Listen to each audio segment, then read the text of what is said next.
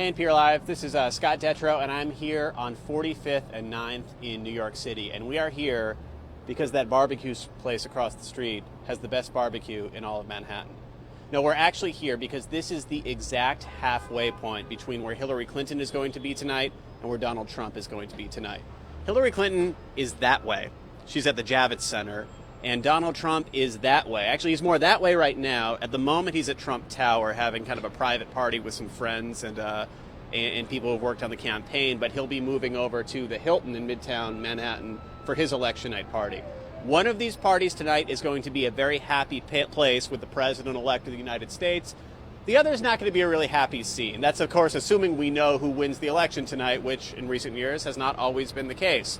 But we're here in Manhattan, and that's where all of the action is. This is two New York-centric campaigns, two New York-centric candidates. For the first time in decades, it's down to two New Yorkers. The presidency often went to New Yorkers early in the country's history, but that hasn't really happened in a long time.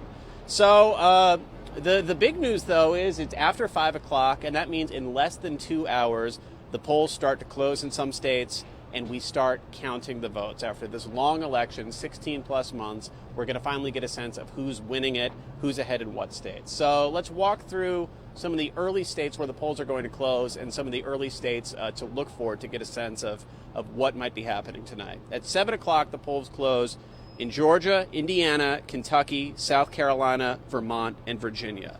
7:30, North Carolina, Ohio, and West Virginia. And that's the first wave of really big states that'll give us a sense of which way this thing is going.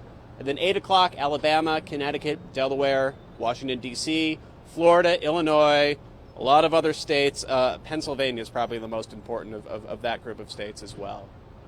So we're going to talk about which some of those states are key. We're going to talk a little bit about how things have been going across the country today. But if you have any questions, put them in the comments section, and we will get to them. Again, we're on 45th and 9th in Manhattan, the exact halfway point between Hillary Clinton's election night party and Donald Trump's election night party. So we got our first question. Beth Janicek asks, what time do we expect this to close out? Is it realistically going to be shortly after polls close, or will there be close counting to take us through the night? So the question is, what time do we expect this thing to all be over? Good question. We don't know. The last few years, 2008 and 2012, the networks and news organizations made the call a little after 11 o'clock, in the 11 o'clock hour. That was after the polls closed on the West Coast.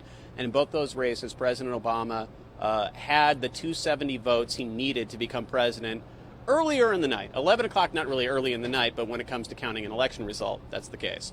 2004, we didn't know until Wednesday morning. That's when John Kerry finally conceded Ohio, which was very close. In 2000, as you might remember, we didn't know until the Supreme Court made a decision in December. But I think you'll get a sense of whether it's going to be an early night or a long night based on some key East Coast states that close on the earlier side, and that's Pennsylvania, Florida, and North Carolina. Pennsylvania is a state that Democrats have won for decades and decades at this point. Every election since 1992, Democrats have carried Pennsylvania. It's often closely contested, but Democrats end up feeling comfortable with their margins there. This year, Hillary Clinton did campaign a lot in Pennsylvania, especially in the closing days. She ended her campaign with that big rally in Philadelphia yesterday.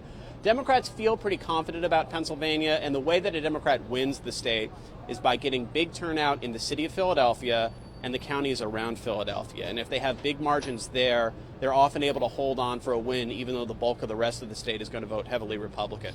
So the thing to watch for in Pennsylvania is the margin of Democratic lead in Philadelphia. If it's over 400,000, if it's 400,000 or 450,000 more votes for Clinton than Trump, it's probably going to be a good night for Democrats in Pennsylvania. So that's one state. If Clinton wins Pennsylvania, she's in very good shape. If Trump is really close in Pennsylvania and carries it out, that's a sign that his pitch to working class voters, to Midwestern states, could be taking off tonight. The other two early states to look for, North Carolina and Florida, have probably been the closest states that we've seen all year. Really tight polls all along. Donald Trump's been there a lot. Hillary Clinton's been there a lot. A lot of money has been spent there. Both of them had substantial early votes in, so more than half of those two states had probably already voted before today.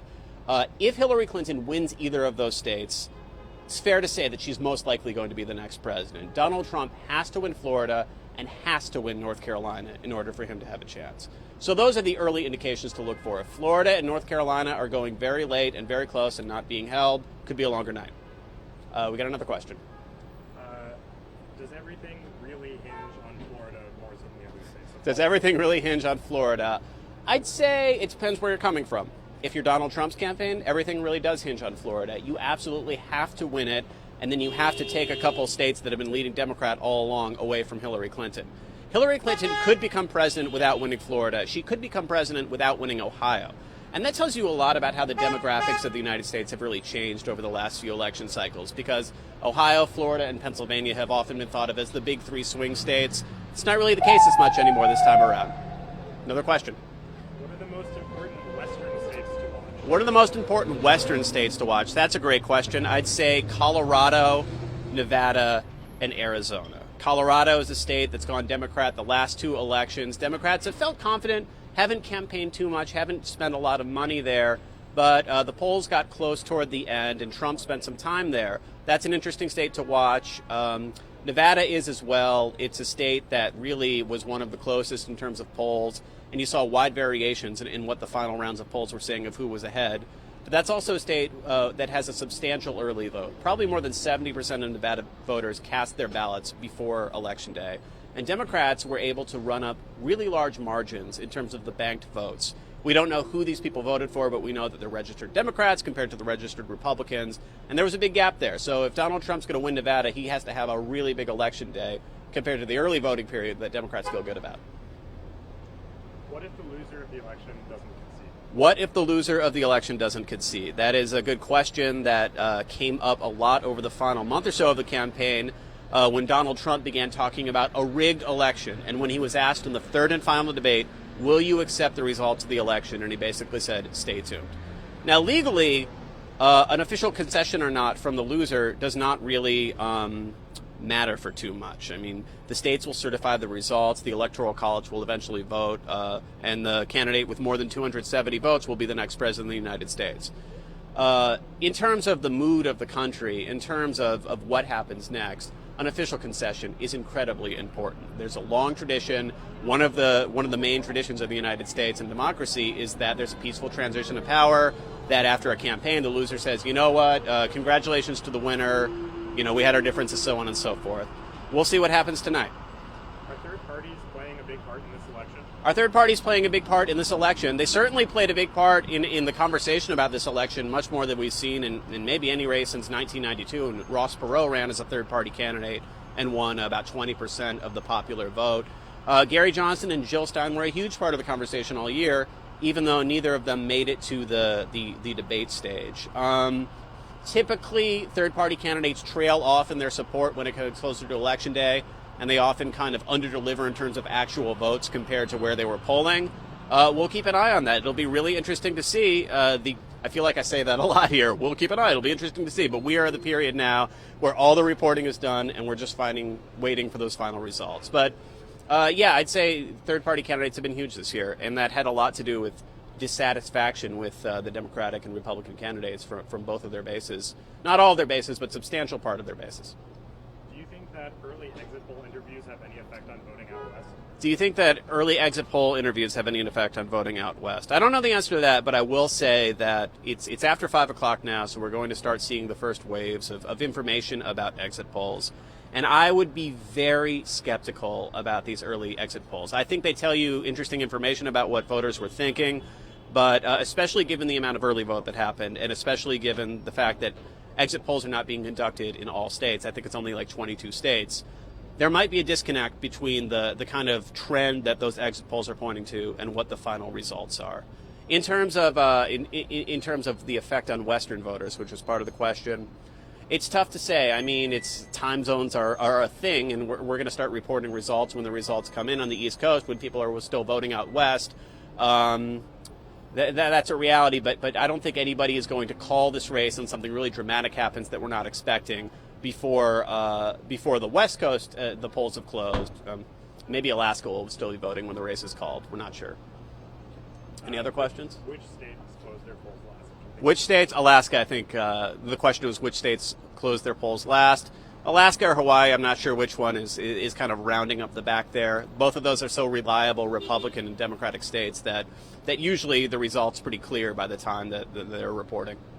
Are there differences in how the early voting states award their electoral college votes? Are there differences in how the early voting states award their electoral college votes? No, not really. The way that the electoral college works is that in mid-December, when everybody knows who won every state, electors who are sometimes picked by the campaign, sometimes picked by state officials, it depends, meet in state capitals and cast their ballots. And that is the official vote, and then it's officially counted in the Senate a couple weeks later. So what you're really voting for today is for an elector to vote for Donald Trump or vote for Hillary Clinton. You're not directly voting for them yourself. Any other questions? I think a good last question. A lot of people are asking a variation of this. How does America move forward from this election? How does America move forward from that election? That is the biggest we'll see what happens. I mean, there is no question that this was a bruising, nasty, negative, soul-sucking and depressing at times campaign, as somebody who covered it day in and day out. One thing that's been interesting is that it looks like a lot of states' turnout is up, maybe more than 2008, maybe more than 2012. So maybe America loves that negative campaign more than it likes to admit, or if not loves, at least was motivated to go out and take part in this election. So that's all the questions. Again, we are halfway in between where Donald Trump is going to be tonight and where Hillary Clinton is going to be tonight. We will talk to you from the winner's site after we know who that winner is. So maybe it'll be at 11:30, maybe it'll be at 2 a.m., maybe it'll be sometime tomorrow. We'll start counting the votes and we'll know for sure. Thanks for watching, and we'll have all sorts of coverage on Facebook and also over at npr.org tonight. Thanks.